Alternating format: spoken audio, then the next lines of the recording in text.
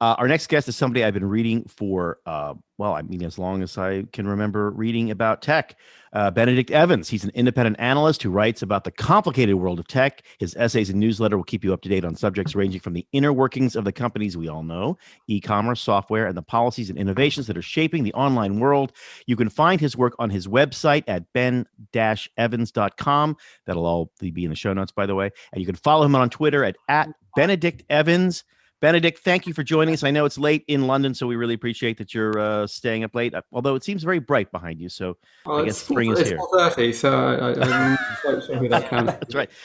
Maybe indeed it's late at night. But can we quickly run down, if you don't mind, Apple has announced, and I think has shipped a new adjustment to its privacy policy.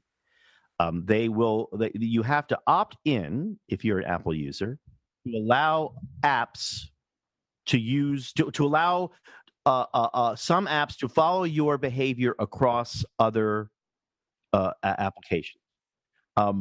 They've actually done two slightly different things. So first of all, they had a system called IDFA, which meant that if you tapped on an ad and that took you to the App Store and you installed the app and then you opened the app, then the advertiser would know that their ad had resulted in an install. And paying to get an app installed is a big business. And Apple has now made that opt-in, which means turned it off. And they replaced it with something called SKAdNet, which gives much more limited information. The second thing that they did is called ATT, which is that if you run an app that uses an ad network, so you are tracking your interest or your activity across more than one app, across more than one website, showing ads based on what you did on another website, now you have to get opt-in permission to do that as well. Interestingly, this is actually almost a direct parallel to the cookie law that the EU has had for 3 or 4 years. You kind of have to do that, and indeed CCPA. So, if you're going to track people across multiple websites, you need to click OK, and Apple is sort of doing the same thing across apps. I have to say that when I see that cookie alert, I always say fine. I mean, it's like the terms of service. I just agree. Scroll down to the bottom of this contract and agree. Is it going to be quite the same? No, because it's more binary. So it's quite easy to say yes instead of no to those cookie things. In fact, the default is generally, yeah, okay, don't bother me. Fine, Whereas the Apple dialogue is, do you consent to them to track you, yes or no? So Apple, and this is sort of a broader point here, is the steering or the framing that Apple does steers people towards saying no. And that is probably one of the issues that has been such a sticking point with one of its most popular apps, Facebook, which does track you across as much as they possibly can, don't they? So this tracking word is interesting. So Apple, as you may know, has an ad business. Not a very big one, but it has an ad business. It's getting bigger. And so they analyze what you look at in Apple News, what searches you do, what you look at in the Stocks app, where you are, what your home address is in your billing account, and so on. And they use that to build a profile of the kind of stuff you're interested in. So that if you look at lots of car stuff, they show you car ads. And if you look at lots of sports, they show you sports stuff. And their privacy statement says, we don't track you, but we just do this. And I kind of look at that and I think, that's tracking, isn't it? Yeah, that's what that is. Yeah. And so I did a Twitter poll, which of course is fantastically unscientific. But I said, if the New York Times records everything that you look at on the New York Times in the course of a month and uses that to decide whether to show you car ads or sports ads, is that tracking? Yes or no? And 80% of, I got 5,000 responses and 80% of people said, yes, that's tracking. Now, 2 points. One is Facebook, that is what the New York Times does. Secondly, I don't think there's anything wrong with doing that at all. I don't think there's anything wrong with what Apple is doing. What I am slightly uncomfortable with is claiming that is drawing these definitions of that sort of what we do is fine and what they do is tracking. I mean, it's like the old Bertrand Russell joke about, irregular verbs. I give confidential press briefings, you leak, he's being charged under Section 3 of the Official Secrets Act. Right. Exactly right. I do personalization, you track your users, they violate fundamental human right to privacy. Right. And it's a little bit fuzzy So how in the uh, clearest in in definitions the are. Godzilla versus King Kong, Tim Cook, president of Apple, versus Mark Zuckerberg, head of Facebook. My natural inclination has been to side with Tim Cook. He seems like he's consistently a consistent advocate for privacy, and to be sort of against, for some reason, Mark Zuckerberg, who's always seemed to me to be a little callow and kind of shifty. Or am I just being naive? So I think there's a lot of different moving parts here. One of them is, of course, Facebook's whole business is advertising, so they collect data. Apple's whole business is not advertising, so they don't. On the other hand, 25% of Apple's business is in China. So if Mark Zuckerberg was to give a speech about how nobody should collaborate with oppressive governments, that narrative might flip the other way around. Like, it's always easy to be generous with somebody else's money. I think so that's one sort of like interesting kind of wrinkle in here. The second observation would be, from a PR perspective, Apple has played this very well because they've allowed Facebook to get into a position where it appears to just be a hate privacy, and kind of slid over all of the more interesting questions. I think maybe the third step in here is very few people, even in tech, let alone outside tech, really understand all the ins and outs of how online advertising works, because it's hugely complicated. It's kind of like trying to understand what happened when Robinhood stopped letting you trade in GameStop. Like, you actually need to know a lot about how the stock market works to really know what was happening there.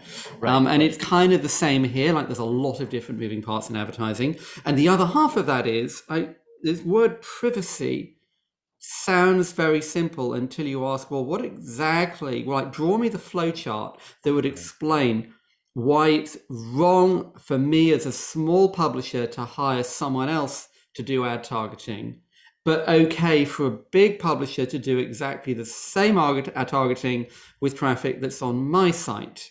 Like, why is it wrong for Facebook to look at what I do on the internet and show me car ads, but perfectly okay for Apple to look at what I do on the internet and show me car ads if it's doing it on the phone and not in a computer in Menlo Park? And there's a lot of sort of quite weird, like almost sort of Talmudic distinctions being drawn here as to why is that okay and why is that not okay. It's like, can you eat shellfish on a Thursday if you're on the moon? Okay, like, get back to me. I have to get back to you on that one. Is it still Thursday? Right. All right. So my other question, so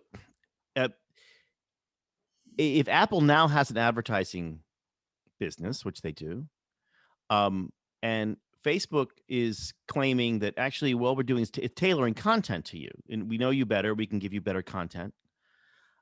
Is Google getting a pass here? I mean, Google knows more about, I would have to say Google knows more about my current interests than Facebook does. Why is Google not part of these controversies? Well, so this is where it's the complexities of ad tech, because Facebook has had quite a big business doing app install ads, whereas Google doesn't. So Facebook is annoyed by IDFA, and Google isn't really affected by the IDFA side, which is tracking the install from the ad to the app store to the app being opened. Secondly, Facebook has a rather bigger, if you sort of go to the kind of core of this, the core of what Facebook does is, who is Scott, who is Rob, what have you been interested in on the internet in the last month or two?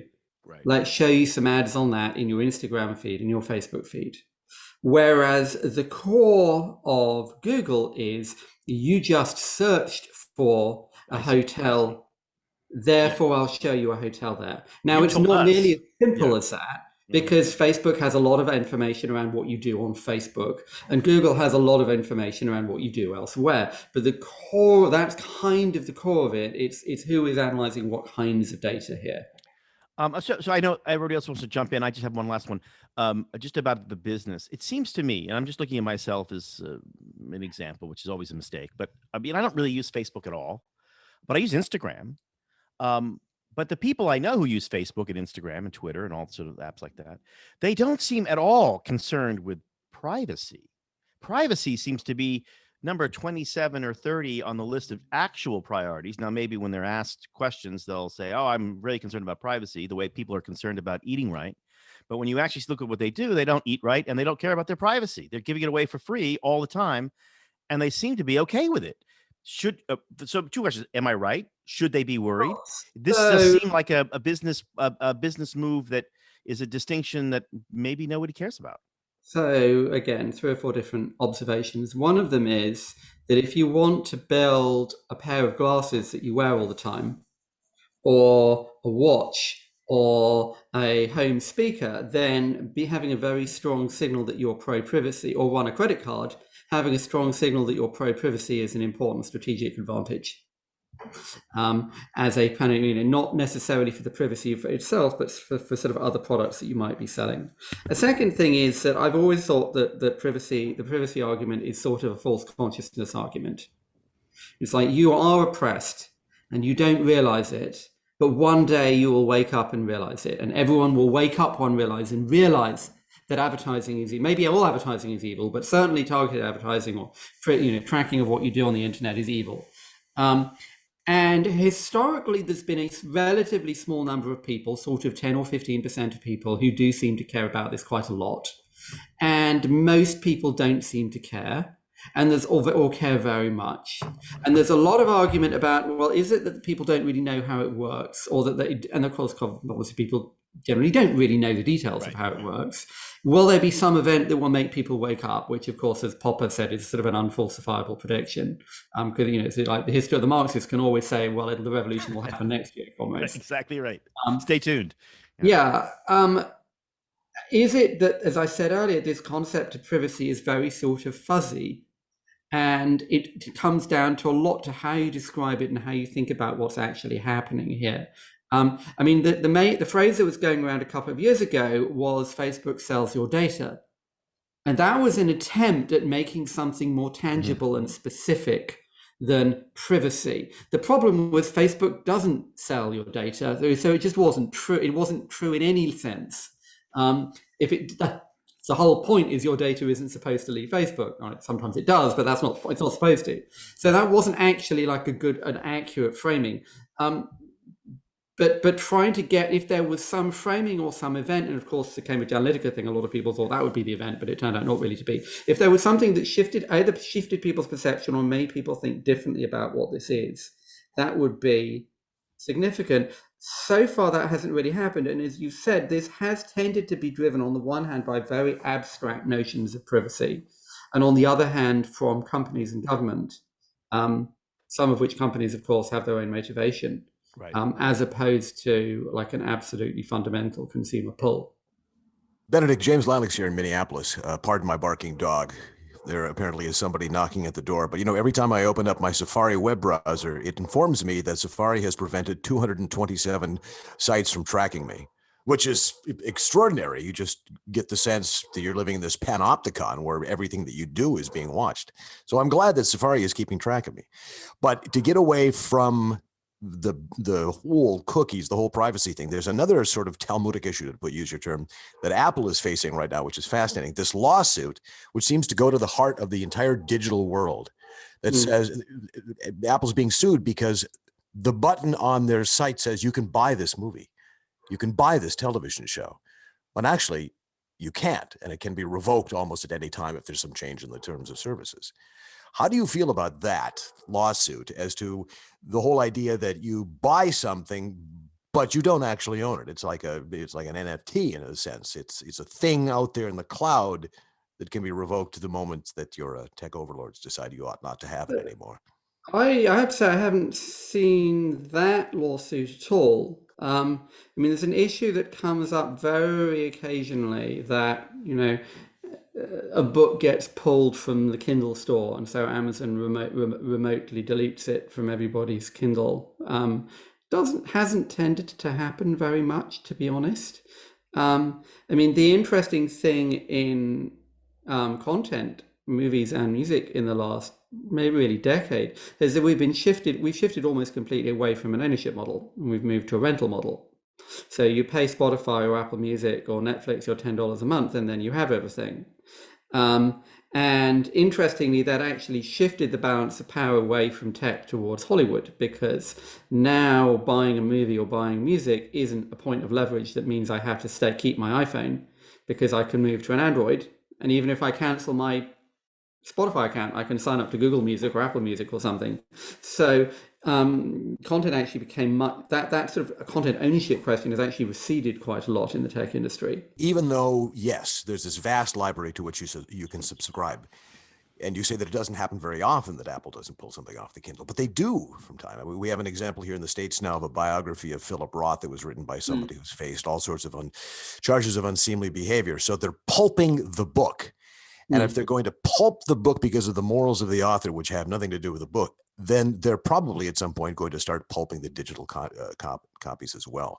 That's what worries me. I mean, I still like to have copies of everything that I own for that very reason. It's an interesting one, yes. I mean, what in a past world, what would happen in the library? Would the library take it off the shelves? And it kind of is sort of a challenge to I mean, if this man is convicted, then now you're selling this book by a rapist who's in prison. This is a challenge. It's a moral challenge for a publisher, and not really a tech specific question. If you bought the book, it's not like Norton would send the book police to your house to come and get it. If you bought the ebook, can it be revoked? Well, yes, probably it can.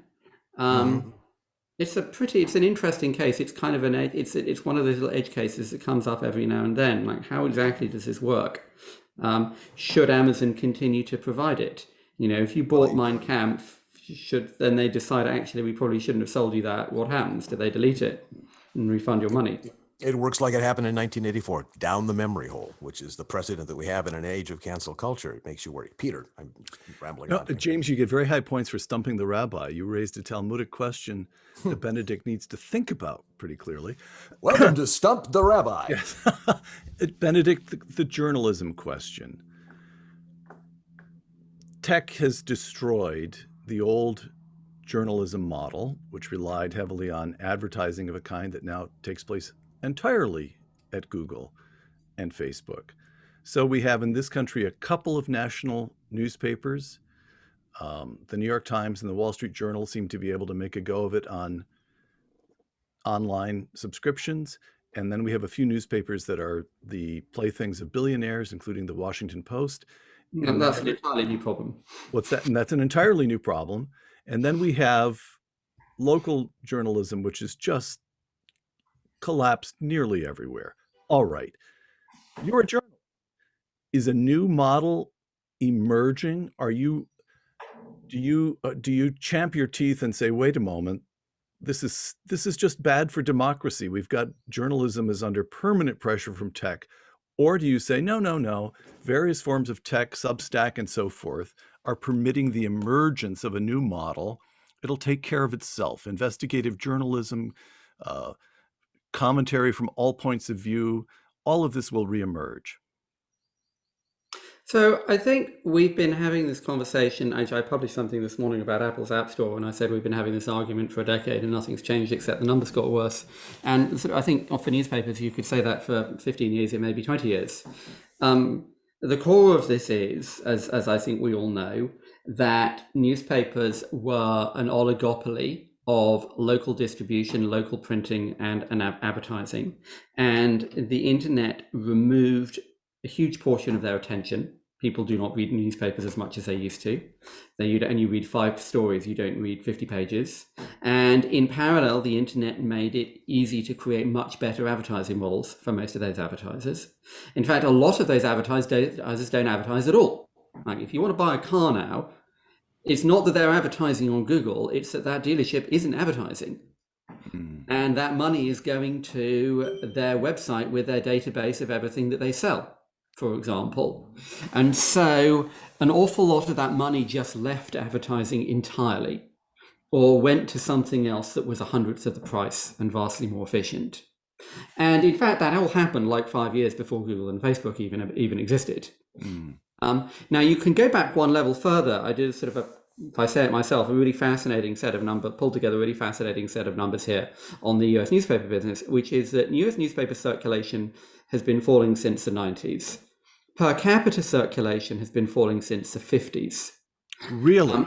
Yes. Revenue went up until the late 1990s. It went up maybe, I forget the number now, maybe three and a half times. Newsprint consumption also went up, though not quite as much, until the late 90s. And employment went up until the late 90s. So what happens is your circulation goes down, your page count goes up, your ad rates go up, and you hire roughly double the number of journalists in order to fill the pages. This is basically how Instagram works. More inventory, more content, higher ad rates. And this, of course, works great until someone comes along. And at this point, if you look at if you do a very crude analysis and you say, well, what's the revenue multiplied by the tons of newsprint being produced? Then you go, aha, guess what's happened to the pricing? Or indeed journalists multiplied by the tons of newsprint being produced. And what you see basically is, and so it's exactly the same thing in the UK, is following on from basically TV, radio and cars, newspaper consumption has been in secular decline since the Second World War. And the reaction to that was it moved up market. And they add the style section and the culture section and the theatre reviews and the second set in the colour magazine and all of this stuff. And the things get fatter and fatter and the ad rates go up and up and up and they make more and more money. And then the internet comes along like a guillotine, because now all those advertisers can go somewhere else and all of that reading can go somewhere else. Right. And Google and Facebook are just sort of the manifestation of that in the same way. I mean, and sort of blaming them is a little bit like blaming Pratt and Whitney for the collapse of ocean liners. It's like, well, yes, but what do you want us to do? Not make airliners? Right. What print could have done is gotten ahead of it. I'm in newspapers, and I used to enter my building through a vast floor that was the classified department. Endless rows of Veal pens in which people would clatter away at these, all gone, completely wiped out. And it was because when this thing called the internet came along, they shrugged at it. They just absolutely, it's not going to happen. If they'd gotten around it and ahead of it, they could have possibly done something to keep Craigslist from destroying the business. But I know what you mean about going. So I think you could say, and clearly newspapers were the wrong company to do that. But I think the other side of it is like a local newspaper. Like all of the economics of the newspaper industry in the US particularly said a metro area. But the economics of an internet site don't say a metro area at all. There isn't one Craigslist for a different company for every metro area in the USA. Correct. That's not the right level of aggregation. So is this, what you're saying to me is don't be a romantic about journalism. It's don't be a romantic about sweetheart, get me rewrite. It's all gone and it was doomed anyway. They overbuilt, they hired too many journalists and they were ripe for disruption. Got it. But what about the argument that democracy requires, maybe you prefer a different term, but it requires some sort of journalism? Scrutiny at least. Scrutiny. All right, fine, scrutiny. So has tech given us the scrutiny? Newspapers essentially dead. Has tech given us has tech replaced that kind of scrutiny with scrutiny of its own? So certainly, I mean, this is particularly an issue in the US, which is such a localized country, but it's sort of the same in the UK. The things that have really collapsed have been local newspapers. And, local newspaper in Britain means 10,000 circulation. Local newspaper in America is like the Miami Herald. And, it's tough for the New York Times to do the scrutiny of Miami or Milwaukee or Indianapolis the way that it can do to national government. And so there's certainly that scrutiny, and that scrutiny is gone, or a large portion of it is gone. There's certainly new platforms and new ways of making money and new ways of producing content and distributing. Does it have the resource and the investment and the reach and the expertise and the feet on the ground to do the same kind of thing? Probably not at this stage. What does that mean? I'm not sure we know yet. I think there's a sort of a much higher level point here one could make, which I generally make at the beginning of any kind of presentation I give talking about regulation, which is that this has all happened really quickly. I mean, when Netscape launched in 1994, there were maybe 25 million consumer PCs on the entire planet. And there's now probably 4.5 billion people with a smartphone, and there's only 5.5 billion adults on Earth. Like over 90% of the adults in the developed world have a smartphone now, and use it all the time. And this has happened very quickly, and I think we're still sort of scrambling to catch up with that. And the other point that I often make is to compare regulation of tech with regulation of cars. So imagine we're having this conversation in 1975 and we said, oh my God, look what cars have done. And we've just realized, let's just think about all the damage that cars have done to our society and all the consequences it have. We've got to regulate cars. And they're like, the sensible answer would be, well, yes, but let's break that apart, because teenage boys getting drunk and driving too fast is not the same problem as General Motors union contract. And that's not the same problem as parking or Robert Moses wanting to build a freeway across Lower Manhattan. Like, these are all different problems. And each of those problems are complicated, but they're all basically different problems, many of which are local or national or international. And some of them are competition law, some of them are financial services, some of them are labor law. You can argue about all of them, but they're all like different things. And we're kind of scrambling to catch up with that. And it took us 75 years to say that seatbelts should be mandatory.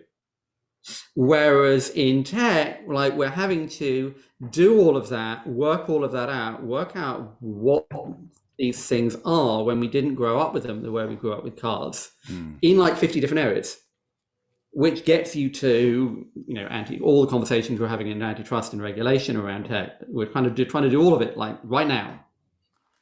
Right. I know we have to let you go, but before we do, I can't let you go. I have to ask you this question. Basecamp today, which is a kind of a not a consumer facing site, but it's a bellwether for tech anyway, has announced that they were gonna pull back all of their sort of the frills and the corporate culture kind of expenditures that are sort of famous for Silicon Valley. We'll give you an allowance for go to the farmer's market. We'll give you an allowance for all this other stuff. Yeah. At the same time, I think maybe a year ago, or maybe a little less than a year ago, during the sort of the height of the Black Lives Matter summer, I think it was the head of Coinbase, the sort of the cryptocurrency wallet app, announced that they were not going to take any sort of political, that you don't bring your politics to work. All right, so that's 2. So the New York Times rule is 3 is a trend, but I don't follow that rule. Is this a trend? Are we looking at these sort of this industry that has sort of led the way and this nurturing nanny corporate culture changing its mind?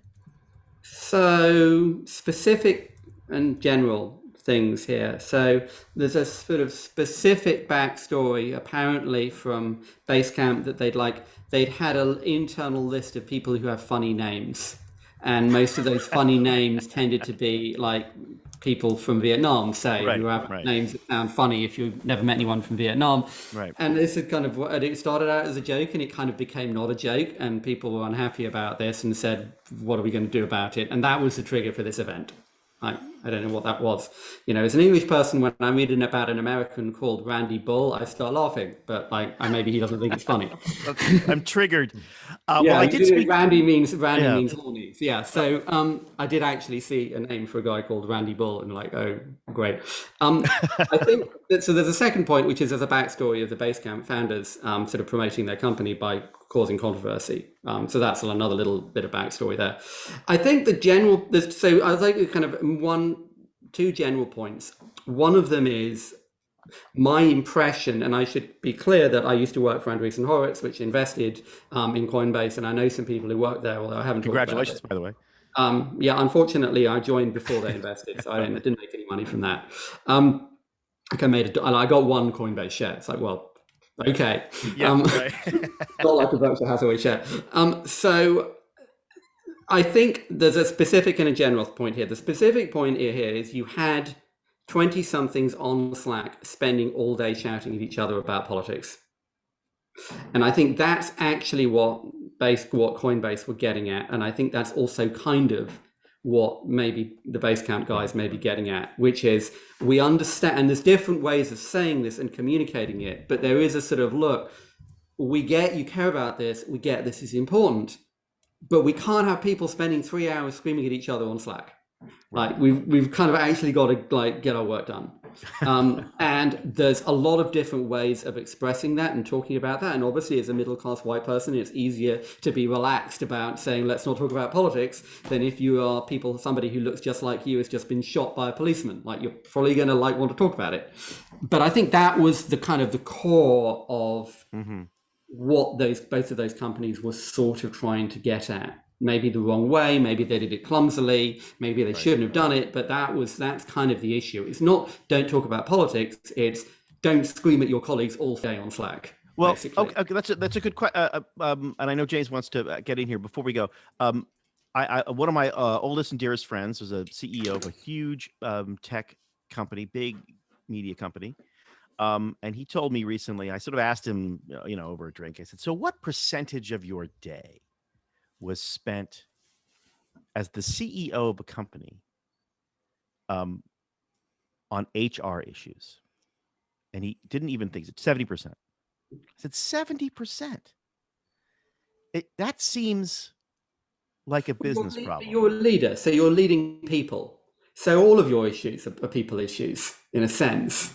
Okay. All of your issues are people issues. And not just about anything we just talked about. I mean, I think there was a sort of a general point I was going to make, and I'll sort of say this as sort of delicately as possible, particularly as an English person. America has a culture war in a way that Britain kind of doesn't. And the culture war in the last 5 years, the culture war spread to Silicon Valley. And you have, as I think we'd all sort of agree, there's a small number of people who are very, very zealous on both sides. And there's a lot of people in the middle who are sort of agree with those people and sort of agree with those people, but, willing to kind of give or take. And the people who feel very strongly take up a lot of oxygen. And so you've had these issues, these kind of conversations, particularly inside Google, where people have got a lot more passionate about politics. People have spent a lot more time talking about it. American politics has become something that you would be more passionate about as well. And these are companies full of young people with a lot of communication tools and a culture that's all about everybody talking to each other all the time. And so that has become a question in a way that it wasn't sort of 10 years ago. Industry hazard. I got it. Well, I saw a tweet the other day that was replying to the new rise of workplaces that don't talk politics. It says, banning politics from the workplace is exactly how the Nazis gained their cultural power, because it was verboten in the office, and so it simmered up, which is just a nonsensical thing to say. But apparently, if you don't talk politics at the office, then the next thing you do is you have Nazis everywhere. Benedict, thank you so much. I toast you with my my London Underground Central Line mug, which I bought at the London Transportation Museum, and I can't wait to go back to England again as soon as this current unpleasant nonsense leaves us. Thank you for joining us on the show today. We could talk to you for another hour and a half, I'm sure. Thank you.